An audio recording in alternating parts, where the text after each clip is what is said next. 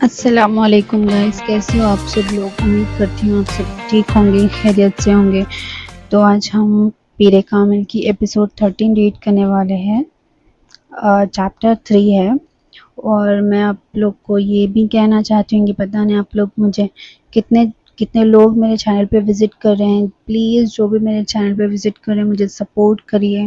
آپ لوگوں کا ایک سپورٹ مجھے بہت زیادہ موٹیویٹ کرے گا۔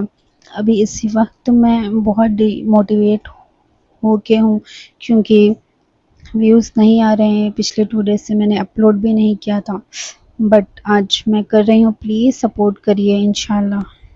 تو چلیے سٹارٹ کرتے ہیں۔ اگر وہ مجھ سے پوچھے کہ میں اس پکچر میں کیسے آ گیا ہوں، اسے جو بھی کہنا ہے کہو، مجھ سے اس سے کوئی دلچسپی نہیں ہے۔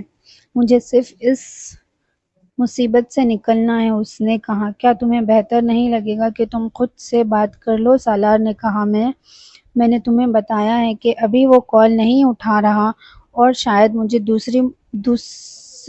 دوسرا موقع بھی نہ ملے۔ اس نے جواب دیا۔ سالار چپ رہا اور اس نے فون کاٹ دیا، مایوس محسوس کر کے۔ سالار نے اپنا فون بند کر دیا اور جگسا کو جوڑنے کی کوشش کی۔ امامہ ہاشم سالار انصر سے رابطہ، والدین سے بات کرو۔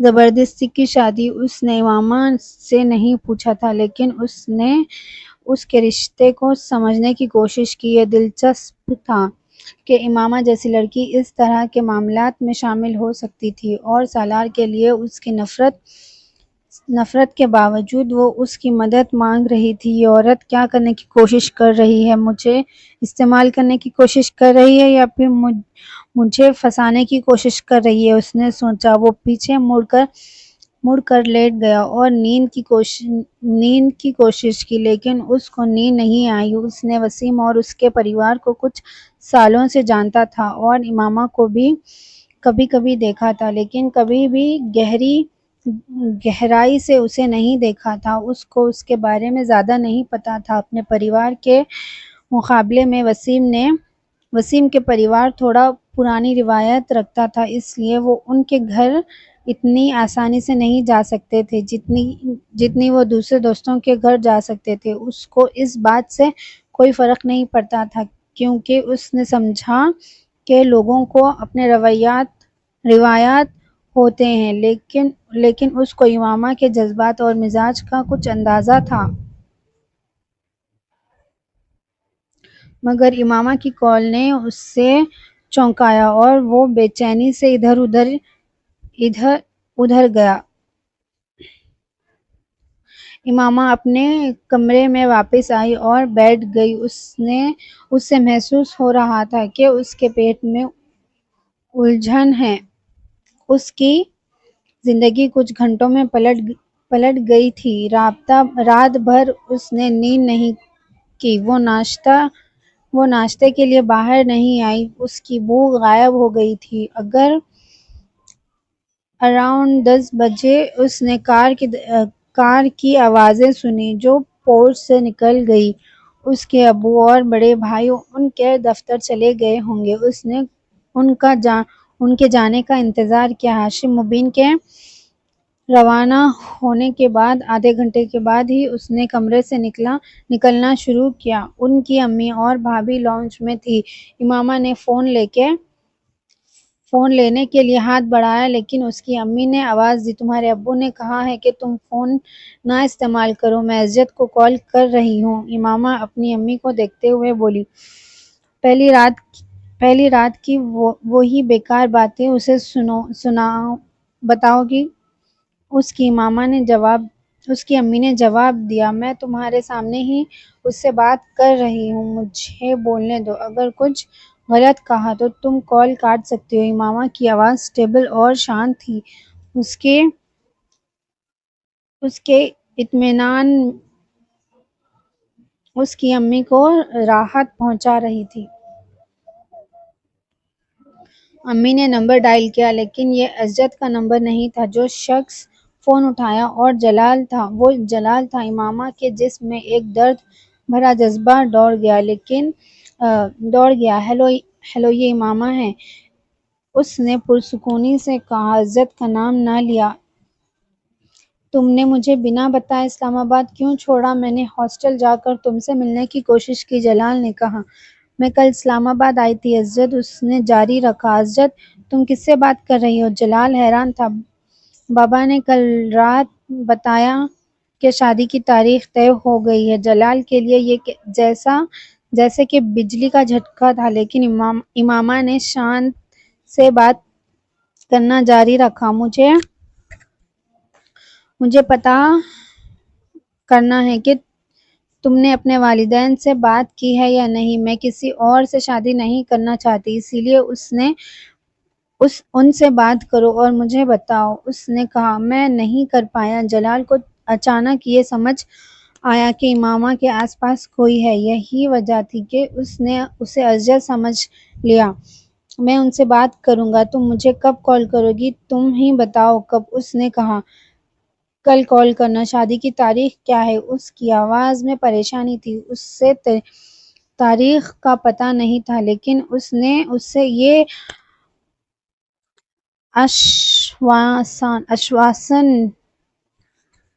آشواسن دیا کہ وہ اس مسئلے کو اپنے والدین کے ساتھ حل کر لے گا۔ امامہ نے اسے شکریہ کہا اور الوداع کیا۔ اس کو اچھا لگا کہ نہ تو اس کی امی نے سمجھا کہ اس نے عزت کے علاوہ کسی سے بات کی تھی۔ تمہاری شادی تمہارے ابو اور اعظم بھائی نے طے کی ہے اور تم یا عزت کے لیے اس کو پوسٹ پون نہیں کریں گے۔ اس کی امی نے زیادہ دھیمی آواز میں کہا۔ امی، میں بس مارکیٹ جا رہی ہوں، مجھے اپنے لیے کچھ چیزیں لینی ہیں۔ امامہ نے اپنی امی کو جواب نہ دینے کے بجائے کہا۔ تمہیں ٹیلی فون استعمال کرنے کی اجازت دینے کا ایک بات بتاؤ۔ تمہیں ٹیلی فون استعمال کرنے کی اجازت دینا ایک بات ہے، لیکن تم گھر سے باہر نہیں جاؤ گی۔ تمہارے ابو نے مجھے اور چوکیدار کو بھی منع کیا ہے کہ تمہیں باہر جانے نہ دیں۔ اس کی امی نے جواب دیا۔ امی، تم لوگ مجھے ایسے کیوں ٹریٹ کر رہے ہو؟ میں نے شادی سے انکار نہیں کیا، بس یہ کہہ رہی ہوں کہ مجھے اپنا ہاؤس جاب پورا کرنے کی اجازت دی جائے۔ امامہ بے بس بیٹھ گئی۔ مجھے سمجھ نہیں آتا کہ تم شادی کو کیوں دیری کر رہی ہو۔ تاریخ آ گئی ہے، لیکن یہ رشتہ تمہاری مرضی کے خلاف نہیں تھا۔ امامہ کی بھابھی نے اسے سمجھانے کی کوشش کی۔ گھر میں پوری رات سے ٹینشن ہے، بس تمہاری وجہ سے۔ تم مجھے حیران کر رہی ہو امامہ، تم کبھی اتنی ضدی نہیں تھی۔ تمہیں کیا ہو گیا ہے؟ کچھ ہوا ہے؟ تمہیں لاہور جانے کے بعد اور ہماری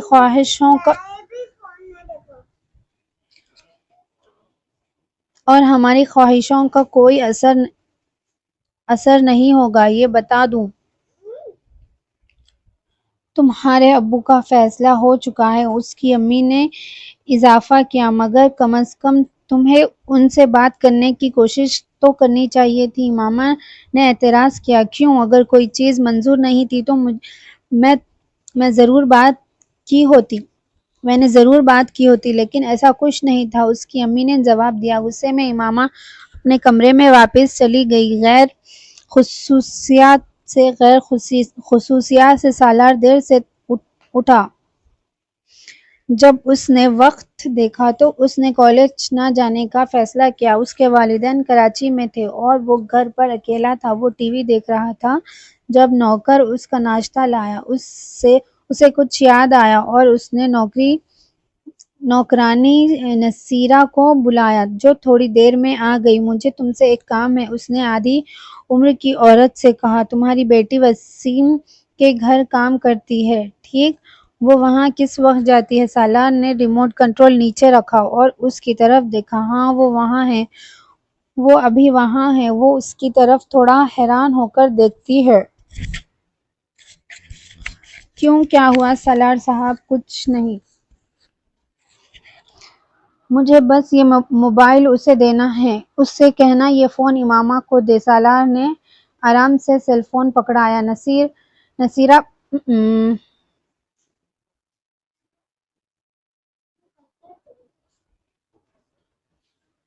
نصیرہ پریشان تھی۔ مجھے آپ کی بات سمجھ نہیں آئی سر، اپنی بیٹی کو دوں اور اس سے کہنا کہ یہ فون اپنی بیٹی کو دو اور اس سے کہنا کہ امامہ کو دے دے بنا کسی کو بتائے، اس نے ڈھیٹ پن سے کہا۔ لیکن کیوں؟ اگر کسی کو پتہ چل گیا تو تمہیں جاننے کی ضرورت نہیں ہے۔ نہیں، اس نے تیز لہجے میں کہا، اور لوگوں کو تبھی پتہ چلے گا اگر تم یا تمہاری بیٹی اپنے بڑے منہ کھولیں گی اور تمہاری مصیبت ہوگی اگر ایسا کیا، لیکن اگر تم چپ چاپ رہو تو یہ راز رہے گا اور تمہارا بھی فائدہ ہوگا۔ بنا کچھ کہے نصیرہ نے فون اٹھا لیا۔ سالار نے اسے پھر سے چتاونی دی۔ جب وہ جانے لگی تو اس نے اسے روکا، اپنے والیٹ سے کچھ پیسے نکال کر اسے دیا اور اس نے تھوڑی مسکراہٹ کے ساتھ لے لیا۔ یہ امیر لوگ کے گھروں میں ایک معمولی صورتحال تھی۔ وہ ان کے بچوں کے راز جانتی تھی اور انہیں چھپانا ایک اچھا طریقہ تھا ایکسٹرا پیسے کمانے کا۔ اس نے یہ نتیجہ نکالا کہ سالار اور امامہ کے درمیان کچھ چل رہا ہے اور یہ سیل فون ایک تحفہ ہے۔ وہ خود پر حیران تھی، یہ اس نے پہلے کیوں نہیں دیکھا؟ اور پھر امامہ کیا وہ شادی نہیں کر رہی تھی؟ تو پھر یہ شرارت کیوں؟ اور مجھے لگتا تھا کہ وہ کتنی اچھی لڑکی ہے۔ نصیرہ اپنی اس نفرت پر حیران تھی۔ ابو، مجھے آپ سے کچھ بات کرنی ہے۔ اس رات جلال اپنے والد کے کمرے میں گیا۔ ہاں، اندر آؤ، کیا بات ہے؟ انہوں نے فائل سے نظر اٹھائی۔ جلال نے ایک کرسی کھینچ کر بیٹھا لیکن کچھ کہا نہیں۔ انصار جاوید اپنے بیٹے کو پریشان چہرے کو دیکھ رہا تھا۔ انصار اپنے بیٹے کے پریشان چہرے کو دیکھ رہا تھا۔ سمجھ گئے کہ کچھ غلط ہے، مجھے شادی کرنی ہے۔ جلال نے بات بنا کسی تمہید کے کہہ دی۔ تمہیں کیا کرنی ہے؟ یہ بات سن کر ان کا بے تاب ہونا لازمی تھا۔ جلال نے اپنی بات دہرائی۔ یہ اچانک فیصلہ کیسے لے لیا؟ کل تک تو تم اسپیشلائزیشن کے لیے باہر جانا چاہتے تھے۔ انہوں نے مسکراتے ہوئے کہا، ویل، حالات ایسے ہیں کہ مجھے آپ سے بات کرنی پڑی۔ ان کے والد سنجیدہ ہو گئے۔ جلال نے کچھ ہچکچاہٹ کے ساتھ تھوڑی دیر کے بعد بات آگے بڑھائی۔ کیا آپ نے زینب کی دوست امامہ کو دیکھا ہے؟ ہاں، کیا تم اس میں دلچسپی رکھتے ہو؟ ان کے والد نے پوچھا اور جلال نے ہاں میں سر ہلایا۔ لیکن وہ لوگ بہت امیر ہیں اور ویسے بھی وہ مسلمان نہیں ہیں۔ انصار جاوید کا لہجہ بدل گیا۔ ابو، وہ قادیانی ہے لیکن اس نے اسلام قبول کر لیا ہے، جلال نے سمجھایا۔ کیا اس کے والدین کو پتہ ہے؟ انہوں نے پوچھا، اور جب جلال کا جواب نہ میں تھا تو انہوں نے سختی سے اسے ڈانٹ دیا۔ کیا تمہیں لگتا ہے کہ وہ یہ رشتہ مان لیں گے؟ اس کے والدین کی اجازت کی ضرورت نہیں ہے، ہم بنا اس کے آگے بڑھنا چاہتے ہیں۔ انصار جاوید نے غصے سے کہا، کیا تمہارا دماغ خراب ہو گیا ہے؟ میں کسی بھی صورت میں یہ اجازت نہیں دے سکتا۔ جلال دل شکستہ تھا لیکن اس نے ضد کی، میں نے اقرار کر لیا ہے۔ کیا تم نے یہ میری اجازت سے کیا؟ اس عمر میں لوگ بہت سی اقرار کرتے ہیں، بہت سے شوق ہوتے ہیں، لیکن اس کا یہ مطلب نہیں کہ تم اپنی زندگی برباد کر لو۔ میں جانتا ہوں کہ اس فیملی کے رشتے بہت مضبوط ہیں، وہ ہمیں تباہ کر دیں گے اگر انہیں پتہ چل گیا۔ جلال نے اپنے والد سے التجا کی لیکن انصار جاوید اس بات پر مصر تھے کہ وہ اپنے بیٹے کے لیے شادی کا پلان تب تک نہیں سوچیں گے جب تک وہ اپنی اسپیشلائزیشن مکمل نہیں کر لیتا۔ جب جلال صاف صاف کہہ دیا جلال نے صاف صاف کہہ دیا کہ امامہ اس کی اکیلی چوائس ہے، تو انہوں نے مشورہ دیا کہ اسے اپنے والدین سے اس بارے میں بات کرنی چاہیے۔ اگر وہ مان جائے تو انصار جاوید بھی اپنی دعا دیں گے۔ ابو پلیز اس کی پرابلم سمجھنے کی کوشش کریں، وہ بہت اچھی لڑکی ہے اور وہ مسلمان سے شادی کرنا چاہتی ہے، لیکن اس کے والدین اس کے فیصلے کو نہیں مانیں گے۔ اسے ہماری مدد چاہیے۔ جلال نے جان بوجھ کر اس کی عزت سے منگنی کا ذکر نہیں کیا۔ مجھے دوسروں کے مسائل میں دلچسپی نہیں اور نہ تمہیں ہونی چاہیے۔ تمہیں اپنے مستقبل کے بارے میں سوچنا چاہیے۔ بہت لوگوں کے مسئلے ہوتے ہیں اور انہیں مدد چاہیے ہوتی ہے۔ کیا تم سب کی مدد کر سکتے ہو؟ اور ویسے بھی ان کا اور ہمارا اسٹیٹس بہت مختلف ہے۔ میں ان کی دشمنی مول نہیں لوں گا اور نہ اپنے لوگوں میں اپنی عزت کھو دوں گا ایک غیر مسلمان کو اپنے خاندان میں لا کر۔ میں نے کہا نا کہ اس نے اسلام قبول کر لیا ہے۔ جلال کے لہجے میں چڑچڑا پن تھا۔ یہ ہمیں ملنے سے پہلے کی بات ہے۔ کیا تم گواہ تھے؟ ان کے والد مطمئن نہیں تھے۔ اگر یہ سچ بھی ہے تو اسے اپنے مسائل حل کرنے چاہیے۔ وہ تمہیں کیوں انوالو کرنا چاہتی ہے؟ صرف تب اگر وہ اپنے والدین کو اطمینان دلاتی ہے اور وہ مان جاتے ہیں تو تمہاری والدہ اور میں تمہاری امامہ سے شادی پر غور کریں گے۔ ہم ایک بھاگ کر آنے والی بہو نہیں چاہتے۔ کسی بھی قسم کی گزارش یا مذہبی جذبے کا حوالہ جلال کے والد کو منقطع نہیں کر سکا۔ مذہب کو اس میں نہ گھسیٹو۔ تم اکیلے مسلمان نہیں ہو جو حل نکالنا ضروری ہے۔ حقیقت پسند بنو۔ یہ ٹھیک ہے کہ اپنی اخلاقی ذمہ داری کا احساس ہے، لیکن تمہارا فرض ہے کہ تم اپنے والد کی خواہش کا احترام کرو۔ تم پر لازم ہے کہ تم ہمیں منع کرو۔ فرض کرو تم اس سے شادی کر لیتے ہو، پھر کیا تم چاہتے ہو ہم مہینوں یا اس سے کم میں باہر چلے جاؤ گے اور وہ گھر پر رہ جائے گی؟ میں تمہارے بہن بھائیوں کی تعلیم، تمہاری باہر کی تعلیم اور اس کی تعلیم کا خرچہ برداشت نہیں کر سکتا۔ انہوں نے بات جاری رکھی۔ وہ کتنی دیر تک گھر پر بیٹھے گی؟ اور پھر اگر اس کے گھر والے ہم پر کیس کر دیں تو ہمیں سزا مل سکتی ہے اور ہم جیل بھی جا سکتے ہیں۔ تمہاری بہن کا کیا ہوگا پھر؟ جلال کے پاس اپنے والد کے جواب نہیں تھے۔ ٹھنڈا سوچو، عقل مندی سے جذباتی ہونے کے بجائے ان کے والد نے دہرایا۔ اگر اس کے والدین تمہیں ہی نہیں مانتے تو اسے کسی اور سے شادی کرنے دو۔ تمہیں پتہ چلے گا کہ اس کے حق میں تمہارا فیصلہ کتنا نقصان دہ ہو سکتا ہے۔ باجی، کیا میں آپ کا کمرہ صاف کروں؟ نوکرانی نے دروازے پر دستک دیتے ہوئے امامہ سے پوچھا۔ نہیں، چلی جاؤ۔ امامہ نے اسے ہٹا دیا۔ نوکرانی وہاں سے جانے کے بجائے دروازہ بند کر کے امامہ کے سامنے کھڑی ہو گئی۔ کیا میں نے تمہیں نہیں کہا تھا کہ امامہ نے شروع کیا، لیکن اس کے الفاظ گلے میں اٹک گئے۔ نوکرانی نے اپنے چادر سے ایک سیل فون نکالا۔ امامہ حیران رہ گئی۔ باجی، یہ میری ماں نے مجھے دیا ہے۔ اس نے کہا کہ آپ کے پڑوسی سالار صاحب نے یہ آپ کے لیے بھیجا ہے۔ اس نے جلدی سے فون امامہ کو دیا، جو اس نے جھٹ سے لے لیا۔ اس کا دل تیز دھڑکنے لگا۔ سنو، تم نے کسی کو نہیں بتایا کہ تم میرے لیے فون لے آئی ہو یا کچھ اور؟ امامہ نے اسے چیتاونی دی۔ نہیں باجی، فکر مت کریں، میں کسی کو نہیں بتاؤں گی۔ اگر آپ کو سالار صاحب کے لیے کچھ بھیجنا ہو تو مجھے دے دیں۔ نہیں، میرے پاس بھیجنے کے لیے کچھ نہیں ہے، تم جاؤ۔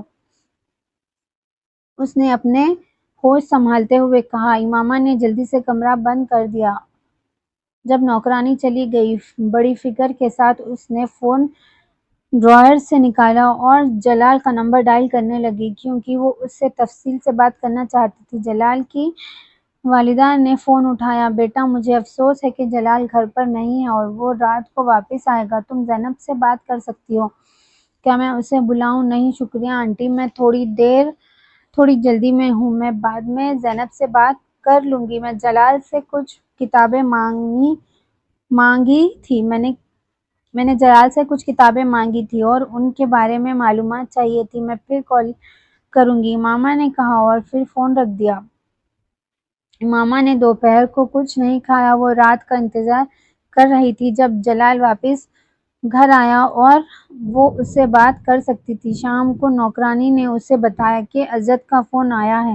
جب وہ لاؤنج میں گئی تو صرف وسیم وہاں بیٹھا تھا۔ اس نے اسے مکمل طور پر نظر انداز کیا اور فون کی طرف گئی۔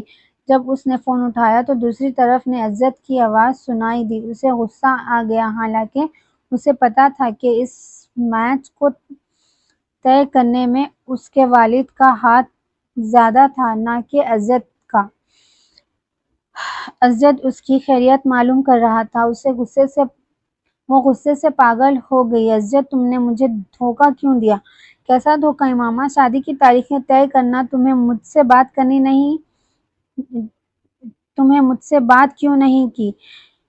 اس نے غصے سے پوچھا۔ کیا انکل نے تم سے اس بارے میں بات نہیں کی؟ انہوں نے کی تھی اور میں نے ان سے کہا تھا کہ میں ابھی شادی نہیں کرنا چاہتی۔ جو بھی ہو اب دیر ہو چکی ہے اور کیا فرق پڑتا ہے اگر تم اب شادی کرو یا کچھ سال بعد؟ عزت نے بے پرواہی سے جواب دیا۔ عزت چاہے تمہیں فرق پڑتا ہو یا نہیں، مجھے تو پڑتا ہے۔ میں اپنی پڑھائی مکمل کرنے سے پہلے شادی نہیں کرنا چاہتی اور تم یہ بہت اچھی طرح سے جانتے ہو۔ ہاں مجھے پتا ہے، لیکن اس پوری صورتحال میں کہیں بھی شامل نہیں ہوں۔ تمہیں بتا دوں کہ یہ شادی انکل کے اصرار پر طے ہو رہی ہے۔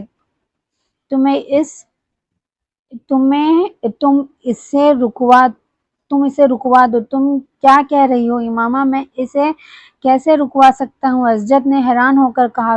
عزت پلیز امامہ، میں یہ نہیں کر سکتا، میری پوزیشن سمجھنے کی کوشش کرو۔ اور پھر شادی کے کارڈز بھی چھپ چکے ہیں، دونوں خاندانوں کی تیاری کر رہے ہیں۔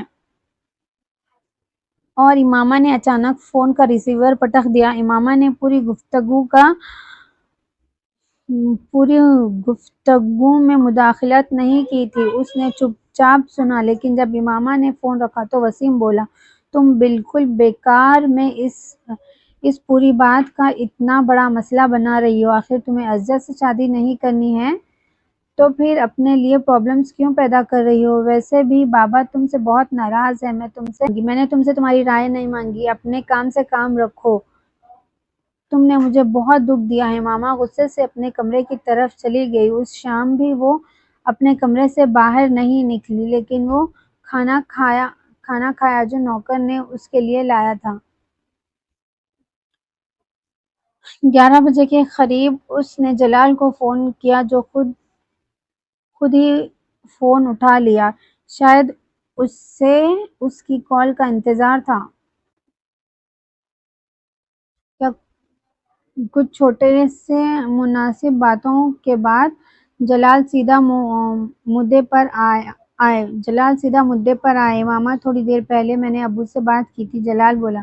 پھر کچھ لمحوں کے بعد جلال نے کہا، ابو ہماری شادی کے حق میں نہیں ہیں۔ ماما کا دل دوبارہ گر گیا۔ لیکن تم تو کہہ رہے تھے کہ انہیں کوئی اعتراض نہیں ہوگا۔ اس نے کہا، ہاں مجھے بھی یہی لگ رہا تھا، لیکن ان کے بہت سے شبہات ہیں۔ ان کو لگتا ہے کہ ہمارے پریواروں کے سماجک سطر میں بہت فرق ہے اور انہیں تمہارے پریوار کے بارے میں پتہ ہے، اور ان کا سب سے بڑا اعتراض یہ ہے کہ تم اپنے ماں باپ کی مرضی کے خلاف مجھ سے شادی کرنا چاہتی ہو، اس طرح انہیں ڈر ہے کہ تمہارا پریوار ہمارے لیے مشکلات پیدا نہ کر دے گا۔ وہ اپنے کانوں میں موبائل رکھے بے وجہ بیٹھی تھی، جلال کی باتوں کو سنتی ہوئی۔ کیا تم نے انہیں منانے کی کوشش نہیں کی؟ لمبی کوشش کے بعد جلال نے کہا، میں نے اپنی پوری کوشش کی۔ انہوں نے کہا کہ اگر تمہارا پریوار راضی ہو جائے تو وہ بھی راضی ہو جائیں گے۔ تمہارے پریوار کی مذہب کی کوئی اہمیت نہیں ہے، لیکن ان کی مرضی کے بغیر ان کے لیے ہماری شادی قبول نہیں ہے۔ اور تم کیا کہتے ہو امامہ؟ مجھے سمجھ نہیں آ رہا، جلال بے چینی سے بولا۔ جلال، میرے ماں باپ کبھی بھی راضی نہیں ہوں گے کہ میں تم سے شادی کروں۔ اگر میں نے تم سے شادی کی تو پوری سماج میرے ماں باپ کو بائیکاٹ کر دے گی اور انہیں برداشت نہیں ہوگا، اور پھر میرے اور اسجد کے رشتے کی بات بھی ہے۔ جب جلال بار بار کوشش کرنے کو کہتا رہا، امامہ نے کہا، میں نے اپنے ابو کو بتایا کہ میں کسی اور سے محبت کرتی ہوں تو اس نے مجھے پہلے ہی تھپڑ مار دیا ہے۔ اگر انہیں پتہ چلا کہ تم ہمارے مذہب سے نہیں ہو تو وہ مجھے مار دیں گے۔